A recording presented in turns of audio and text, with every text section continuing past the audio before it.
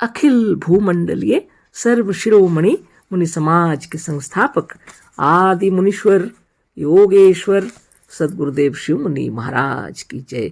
उपस्थित मुनि वृंद, साधु सज्जन वृंद, संत वृंद, साधक वृंद, आध्यात्म ज्ञान के जिज्ञासु और प्रेमियों, सभी श्रोता वृंद, आप सभी को मेरा कोटिशः नमन, सब प्रेम जय जीव। तो आध्यात्मिक चर्चा चल रही है और हम लोग सदगुरुदेव शिव मुनि महाराज रचित ग्रंथ यजुर्वेद सूक्ष्म के अंदर अध्याय 2 पर विचार कर रहे हैं और पढ़ रहे हैं। और सदगुरुदेव उसका शीर्षक दिए हैं यजुर्वेद के संहिता भाग में अद्वैत वेदांत, है ना। तो अद्वैत वेदांत पर चर्चा हो रही है। कल जो पढ़े थे उसको और थोड़ा याद दिलाने के लिए हम पढ़ देते हैं ना। भगवान शंकराचार्य ने अद्वैत मानते हुए भी भगवान का अस्तित्व मानकर अद्वैतवाद को या अद्वैत ज्ञान को स्पष्ट नहीं किया। जब तक आप भगवान को खरा या श्रृंगार के श्रृंग यानी सिंह की तरह सर्वथा असत्य, झूठ और अभाव मात्र नहीं मानते, तब तक अद्वैत नहीं सिद्ध हो सकता है। जीव ही है, ईश्वर है ही नहीं। ईश्वर तो जीव की मूर्खता से या अज्ञान से कल्पना कर लिया गया है।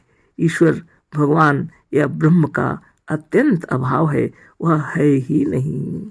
सदगुरुदेव क्या बता रहे हैं? यहाँ तो नहीं लिखे पर लिखा हुआ कहीं भजन में, जैसे खरहा का सिंह और नर दुमदार है। नहीं तो जैसे खरा का सिंग नहीं होता है और नर का पूंछ नहीं होता है, उसी तरह ईश्वर का अस्तित्व ही नहीं है। तो बहुत बड़ी बात है। जैसे खरा का सिंग और नर दुमदार है, कोई कहेगा तो आप कैसे कहेंगे? खरा मतलब खरगोश, खरगोश का सिंग होता ही नहीं है और मनुष्य का पूंछ होता ही नहीं है। बहुत बड़ी बात है ना। उसी तरह ईश्वर सिर्फ मन की कल्पना है, उसका कहीं भी अस्तित्व नहीं है। इसीलिए गुरुदेव कहते हैं जीव ही है, ईश्वर है ही नहीं। ईश्वर तो जीव की मूर्खता से या अज्ञान से कल्पना कर लिया गया है।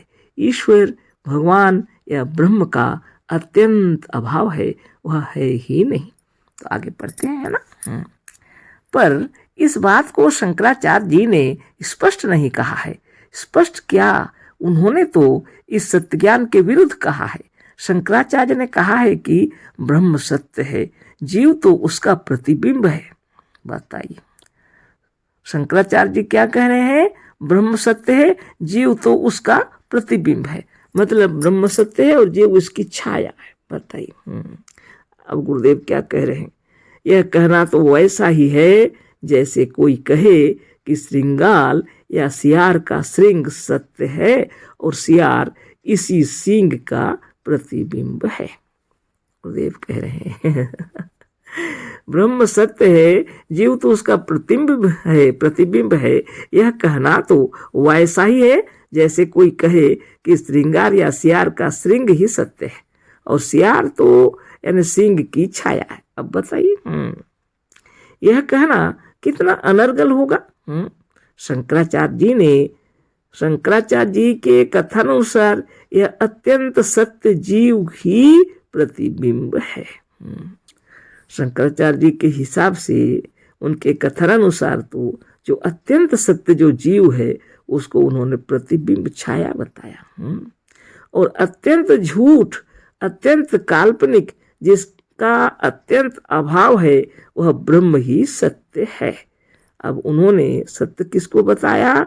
ब्रह्म को सत्य बताया, जो अत्यंत झूठ है, अत्यंत काल्पनिक है, जिसका अत्यंत अभाव है, उस ब्रह्म को सत्य बताया।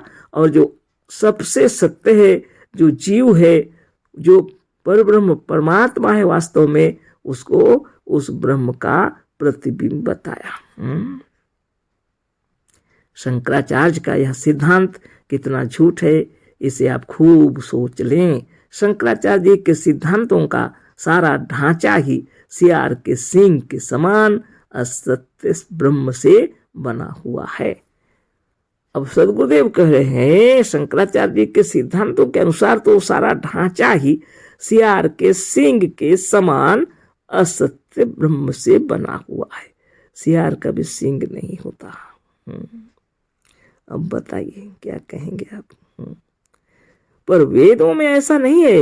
वेदों में या तो प्राकृतिक वस्तुओं का वर्णन या मनुष्यों के अनेक पदों, अवस्थाओं, औषधियों और शस्त्रार्थी का वर्णन है या आत्मा का वर्णन है। वेदों में ऐसा बिल्कुल नहीं है। गुरुदेव कह रहे हैं वेदों में या तो प्राकृतिक वस्तुओं का वर्णन है, प्राकृतिक वस्तुएं जितनी है उन सब का वर्णन किया हुआ वेदों में, है ना। मनुष्यों के अनेक पदों का वर्णन किया गया है। राजर्षि, ब्रह्मर्षि, है ना, पद सब, है ना, भगवान का पद सब दिया हुआ है। और प्रकृति तो झील, झरने, पहाड़, पर्वत सब जहाँ तहाँ का सब का वर्णन किया हुआ है। और फिर अवस्थाओं का वर्णन किया, मनुष्य की जागृत, स्वप्न, सुषुप्ति, तुरीय जो कुछ भी है। जीवन एक अवस्था है तो मरण भी एक अवस्था है। खुल के वेदों में चर्चा हुई है। औषधियों का वर्णन किया गया है। शस्त्रार्थ किए हैं लोग, उस शस्त्रार्थियों का वर्णन किया गया है। या तो आत्मा का ही वर्णन किया गया है वेदों में पूरी तरह। जो भी आप संस्कृत जानते हैं वेद उठा के पढ़िए, आपको मालूम हो जाएगा कि गुरुदेव क्या लिखे हैं, वास्तव में क्या लिखा हुआ है वेदों में। आप स्वयं जान लेंगे, है ना। कहते हैं ना, हाथ कंगन को आरसी क्या। हाथ में कंगन है, आप देख रहे तो उसको दर्पण की क्या जरूरत। इसलिए सदगुरुदेव जो लिखे हैं फिर से हम पढ़ देते हैं। पर वेदों में ऐसा नहीं है। वेदों में या तो प्राकृतिक वस्तुओं का वर्णन या मनुष्यों के अनेक पदों, अवस्थाओं, औषधियों और शस्त्रार्थी का वर्णन है या आत्मा का वर्णन है। वेदों में मजहबी ईश्वर या ब्रह्म का वर्णन नहीं है। वेदों में इसी जीवात्मा या अंतरात्मा का वर्णन किया है। इसी की महिमा गाई गई है। वेद जिसको लोग ईश्वरकृत मानते हैं, उसी वेद को आप पढ़ लीजिए, है ना। उस वेद को ऋषि मुनियों ने रचा है ना। वेदों में कहीं भी मजहबी ईश्वर का नाम गंध नहीं है, वर्णन ही नहीं है। आप ही खुद ही पढ़ लीजिए। गुरुदेव कह रहे हैं मजहबी ईश्वर का वर्णन है ही नहीं। मजहबी ईश्वर कहने का मतलब सकल सृष्टि में ठसाठस भरा हुआ है, सब जगह है, जर्रे जर्रे में है, पोर पोर में है, संसार के जगह जगह, ये तो उसमें नहीं लिखा हुआ है। शरीर के वर्णन किया हुआ है। शरीर के, जीवित शरीर के अंदर में वो ब्रह्म विराजमान है, नक्शे सिखा तक ये सब वर्णन किया हुआ है ना। चारों वेदों में इसकी महिमा गाई गई है। इसको ईश्वर कहा गया है। इस आत्मदेव को, इस ब्रह्म को, इस जीव को वर्णन किया गया है। वेदों में इसी जीवात्मा या अंतरात्मा का वर्णन किया है। इसी की महिमा गाई गई है ना। आगे पढ़ते हैं। वेदों में मजहबी ईश्वर का, आर्य समाजियों के ईश्वर या श्री शंकराचार्य जी के ब्रह्म का कहीं पता तक नहीं है। कितने मंत्रों को हम पहले लिख चुके हैं। नीचे यजुर्वेद के कुछ मंत्रों को दे रहे हैं। सदगुरुदेव कह रहे हैं वेदों में मजहबी ईश्वर या ब्रह्म का वर्णन नहीं है।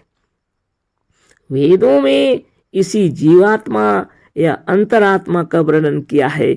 इसी की महिमा गाई गई है। वेदों में मजहबी ईश्वर का, आर्य समाजियों के ईश्वर या श्री शंकराचार्य जी के ब्रह्म का कहीं पता नहीं है। धन्य धन्य सदगुरुदेव शिव मुनि महाराज की जय। आज समाजी लोग का ईश्वर क्या है? निराकार। आकार बताएंगे और सब जगह कैसे बताएंगे, है ना। इसलिए हर प्रकार के प्रश्नोत्तर को समाप्त कर दिया उन्होंने, निराकार कह दिया ईश्वर को। और शंकराचार्य जी का ईश्वर तो ब्रह्म है। लेकिन वेदों में ना तो उसका वर्णन है, यानी आर्य समाजियों के ईश्वर का वर्णन है, ना भगवान शंकराचार्य जी के ब्रह्म का पता है। अब गुरुदेव क्या कह रहे हैं इनका कहीं पता नहीं है।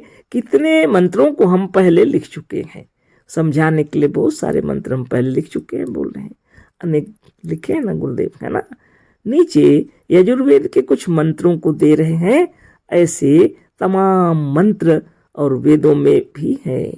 अभी जो हम वेद के मंत्र दे रहे हैं, यजुर्वेद के मंत्र दे रहे हैं, लेकिन ऐसे तमाम मंत्र और वेदों में भी है, चारों वेदों में, है ना।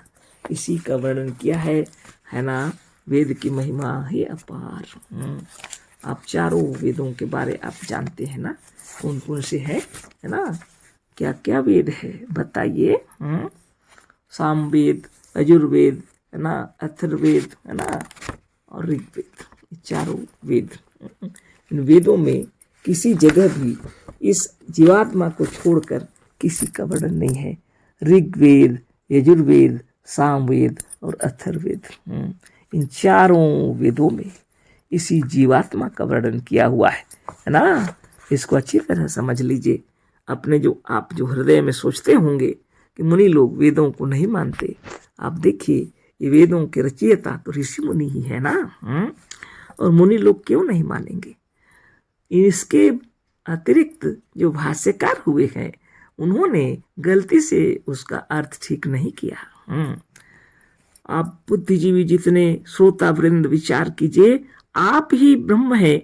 आप अपने आप पर भरोसा कीजिए, आप ही ब्रह्म है। इसी के लिए योग करना पड़ता है। जब तक आप अपने आप को नहीं जानेंगे तब तक आप वेदों को क्या जानेंगे। वेद का मतलब ही ज्ञान है ना।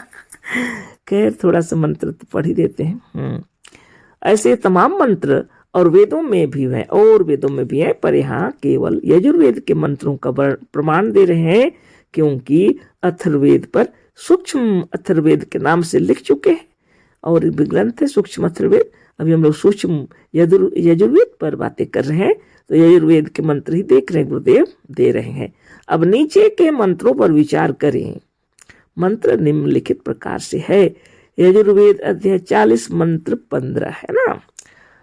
तदेजति तन्नयजति तद्दूरे तद्वंत के तदंतरस्य सर्वस्य तदु सर्वस्यास्य वाह्यतः।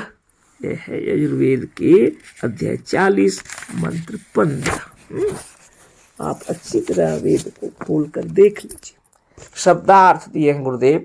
तत् का मतलब है वह, ब्रैकेट में लिए हैं, जिसकी महिमा वेदों ने गाई है ना। तत् मतलब वह जिसकी महिमा वेदों ने गाई है, ब्रैकेट में गुरुदेव बतला रहे हैं। ए जति का मतलब लिखे गुरुदेव कांपता है। तत् फिर वह लिखा है, उसका मतलब ना ए जति नहीं कांपता है, तत् फिर उसका वह लिखे हैं। अर्थ तो एक ही है ना। 3 बार तत् शब्द आए, तत् क्या 4-5 बार जैव तत् लिखा हुआ यहाँ पर। वह तत् मतलब वह दूरे, दूर पर, है ना, दूर पर है। दूरे मतलब दूर और है। तत् उ वही, तत् उ मतलब वही। अंति के मतलब निकट से निकट है। तत् मतलब वह। अस्य सर्वस्य इन सबों के अंतः उ भीतर है। ब्रैकेट में और लिखे हैं तत् वह। अस्य सर्वस्य इन सबों के बाह्यतः बाहर से भीतर की ओर है। अन्वय के है तत् अस्य सर्वस्य बाह्यतः अंतः उ अस्य सर्वस्य अंति के तत् उ दूरे तत् न एजात। इस मंत्र में लोगों ने बाह्यतः का अर्थ करने में बड़ी गलती की है। जानबूझकर लोगों की आंखों में धूल झोंका है। बाह्यतः का अर्थ है बाहर से। जैसे पटनातः का अर्थ है पटना से, पटनाक नहीं। काशीत का अर्थ है काशी से। इदानीमहं पटनात् अत्र आगच्छामि। इस समय हम पटना से चलकर यहाँ आ रहे हैं, है ना। तो समय ज़्यादा हो गया। ब्रह्मज्ञानी लोग आप आगे कल सुनेंगे, है ना। तो कल हम लोग फिर चर्चा करेंगे। आज इतना ही करते हैं, क्योंकि इसको अच्छी तरह समझने के लिए समय थोड़ा लगेगा, है ना। अशेष धन्यवाद, कोटिशः नमन, सप्रेम जय जीव। सदगुरुदेव शिव मुनि महाराज की जय।